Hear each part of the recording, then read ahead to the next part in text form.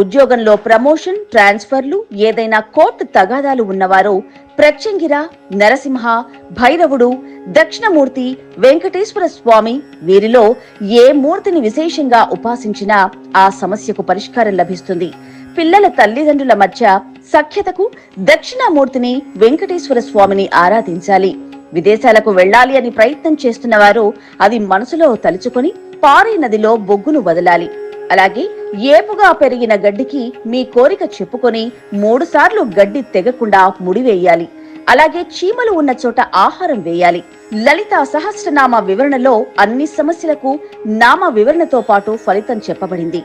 మీకు కావలసిన నామమంత్రాన్ని ఎంచుకొని రోజు 108 సార్లు జపం చేస్తే ఇంకా త్వరగా పరిష్కారం లభిస్తుంది.